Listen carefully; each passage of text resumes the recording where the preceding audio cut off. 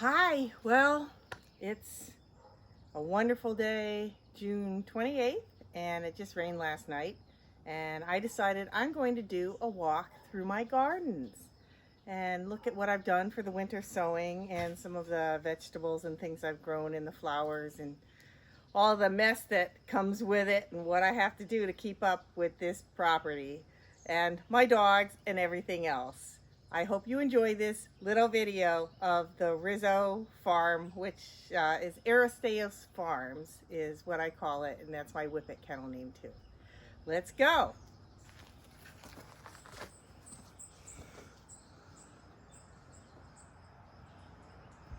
Okay, so we're gonna start. This is my little garden by the house. Okay, so what's in here? These are chestnut trees. And I was supposed to have planted them a little bit ago and they've been sitting in a pot. And what's so neat is this little baby. I actually winter sowed this. I have a Chinese chestnut and it only produced one chestnut last year. I saved it and I sowed it and it just came up a couple of days ago. Okay, then I've got these mallow plants, I think is what they're called. They're really pretty yellow flowers. Now, this was going to be my lettuce garden. Oh, look, there's the dogs. Hi, Queenie. Hi, Mead. And their swimming pool that they never go in.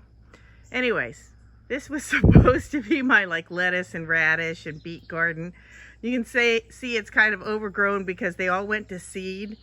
And the soil's really not the best for them. And then also, it turns out that it's shady here almost all day long. So I'm actually replacing it. And I've strategically put mint.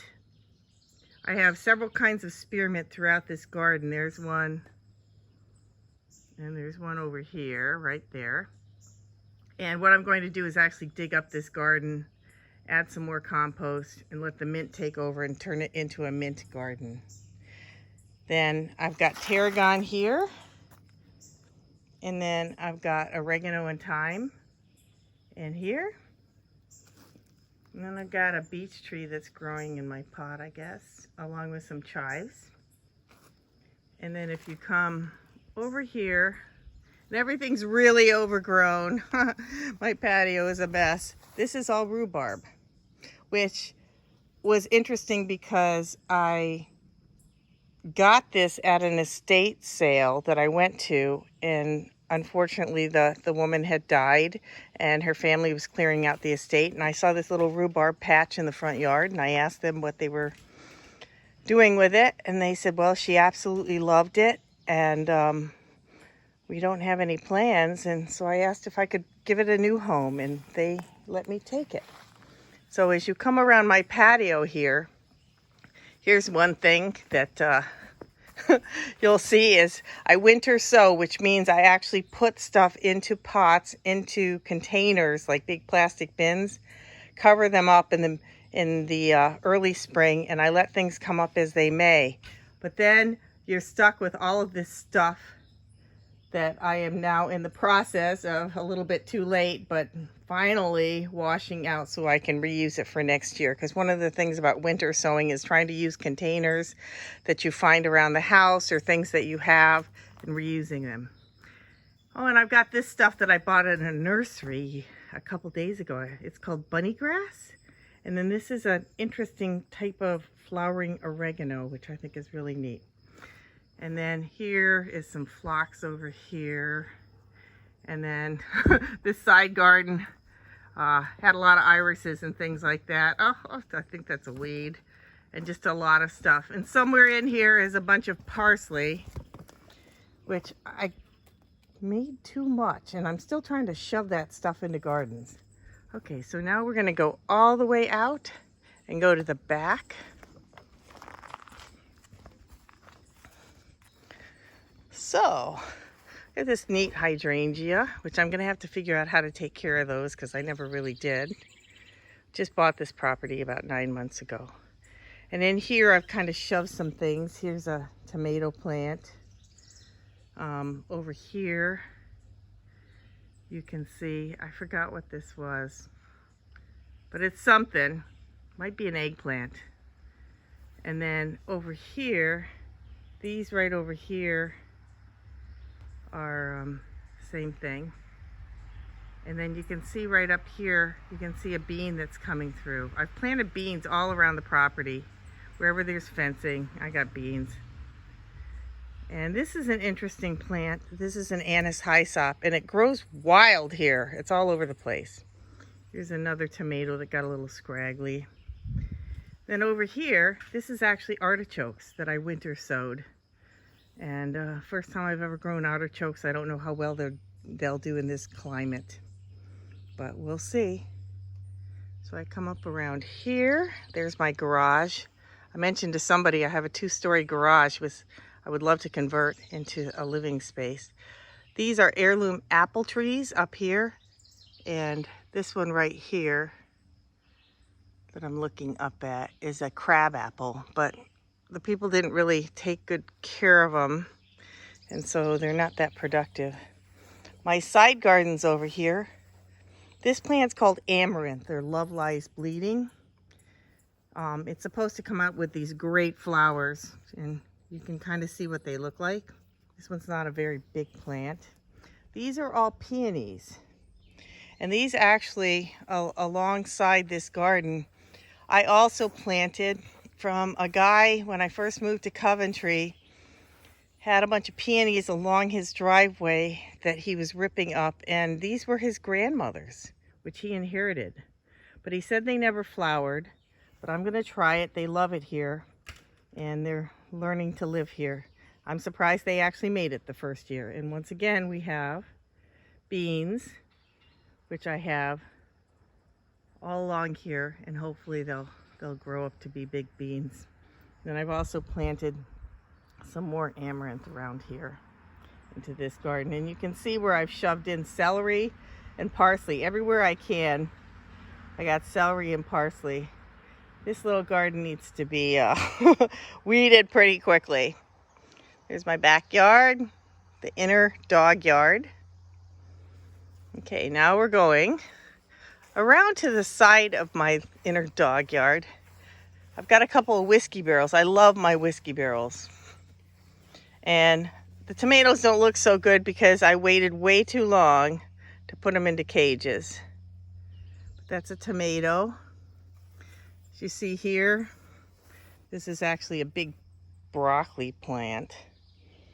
And I've got, oh, there's a bean.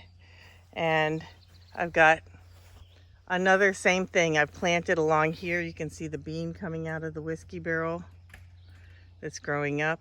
Tomato. Somewhere in there was basil, but it's getting kind of overrun. Here's a bean plant that somehow a deer got to, I think, and it got chewed off in one day. And more beans. And right here is a peach tree, which unfortunately I did not spray this year, and I don't think the peaches are really, they're probably going to get some kind of fungus. And then once again, there's another whiskey barrel. And then the dog yard, which now needs to be mowed because it rained. So as we come out to the back here, I've got trees. That tree and that little baby tree, they are both Asian pears. And then that is an apricot tree. And the dogs kind of keep the deer out, but I think that one time I had a deer come through, it snatched a little bit, so I'm gonna have to maybe cage those. All along here, what I've done is I've tried to plant in between the weeds. I haven't cleaned out this garden area all the way, but these are all amaranth. And I have different kinds. I have golden, I have the red, traditional love lies bleeding, and then I've got some other type of amaranth. This big plant here I left, it looked like a giant weed, but it turns out that it is, you see a butterfly weed right back there. This is one of the top pollinator plants, and I forgot the name of it. But anyways, when I found that out through Plant Snap, I just left it. And then somewhere in between here, I have not cleared this out except for little areas where I have planted. Right there you can see that's honeyberry. And I have 4 different varieties of honeyberry.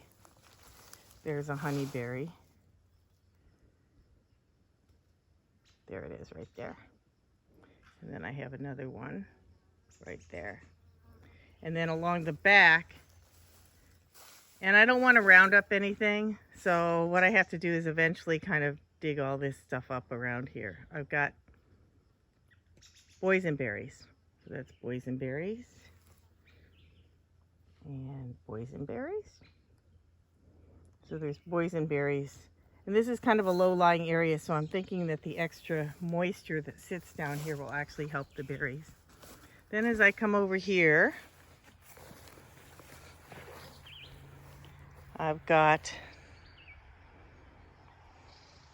my little herb garden, and I turned this into it after I was walking down here. This whole thing was weeds that I could tell when I got the property. But this huge bush right here is oregano. And when I started digging into it, what I realized was the soil was really good and somebody had obviously cultivated stuff. So I've got different kinds of things here. Got a couple tomatoes. I've got golden oregano. I've got, that's a snapdragon, another tomato. And I planted right over here, you can see some rosemary and tarragon, some thyme. So I'm trying to turn this into my herb garden. And it kind of backs up to my main enclosed garden, which you can see right there. I've got some beans right there. Scarlet runner beans is what those should be. And that neat little flowering bush, which I don't know what it is, but I'll have to figure out what it is. I do know it attracts lots and lots of bees. And I'm going to look around toward my barn. This is a pear. I think it's an heirloom pear. It's a cooking type of a pear. I do know that. And somewhere back here is a russet apple tree. You can see it right there. That russet apple tree is a wild apple tree that was grafted from a tree in Vermont. And then behind it is a plum tree that I've planted. And then I'm going to come over to this part of the property. And I've just established, and as I said, it just rained and all of these weeds have just come up in the last, believe it or not, 24 hours. I have this one kind of weed that comes up and it just takes over everything. But you see right here, garden huckleberries,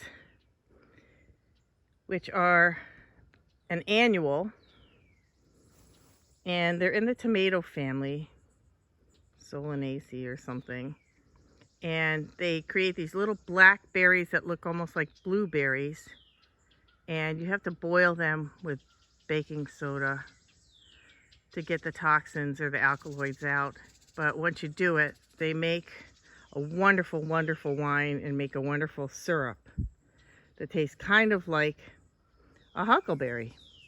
And somewhere in here there are some blackberry bushes that I also sowed. In fact, there's one somewhere. There it is. Yeah.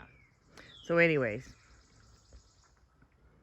so we're going around toward the back of the property. I have a barn. It's got some stalls in it. And it's got an area that you could keep turkeys in, I think, because it's completely enclosed.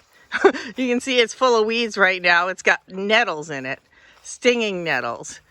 And I've cut everything back, but I let that grow mainly because I'll have to pull those out. I don't have anything living in there right now. Nothing in the barn. It's just there. And here's my main garden. This is an old 1850 house and property. And so I'm still getting my weed whacker wrapped up, so I haven't done much weed whacking in here. But the actual gardens are not so bad. So right over here, I have tomatoes. And if you look straight down here, you'll see on the left is pretty much tomatoes. And once again, the ever-present, that's celery. I have Chinese white, red venture celery, about 4 different kinds of celery, because I like celery and I've never really grown it. And then these are all, the front beans are bush beans. Some of them are dragon's tongue. I just have a ton of beans. I have some heirloom beans too. And then I've got the pole beans all along here. In the back, I've got ground cherry plants. So I'm going to take you back here. They almost got eaten up by some kind of bug. But here they are here. Ground cherries. Gooseberries, some people might call them. They still got a little bit of leafy stuff missing. More beans. Tomatoes. Tomatoes. Back when I lived in Tennessee, I grew 120 varieties of tomatoes. I love tomatoes. They don't do as well here. And they aren't as tasty as they were in Tennessee. They don't have the heat like they do in Tennessee. Now here are some of my raised beds that I made out of, believe it or not, box springs. When I moved to my old house, or this house, I found out I couldn't get my queen size box springs up the stairs. So instead of just getting rid of them, I turned them into raised beds. So in here, I've got tomatoes. Then I've got some spinach. There's some red lettuce too. I wish more of that would have come up, but it didn't. But I got the spinach and the tomatoes. And then as we look over here, what I've got is, I think that's kale. And then I've got the little Tom Thumb type of romaine lettuce. And then this is arugula, and it's a really spicy arugula, and it's really good. And then this is my onion patch. Sorry, black fly. And you can see the onions, and then there's some tomatoes planted in the middle of them. And I've got walking onions, I've got green onions, I've got several types of onions from Baker Creek, heirloom seeds, that I've never been very successful with onions because I've never had good soil for them. So these raised beds are perfect. And you can see that some of these scallion types are coming up. And then along here, this was all my broccoli cauliflower patch, which a lot of the stuff has gone to seed. So I guess I'll collect seed and I'll eat the leaves. And then on this side, this is the pepper patch, pepper and tomatoes. And once again, there's more celery. But these are all pepper plants. Of course, beans planted along the back. And then tomato plants.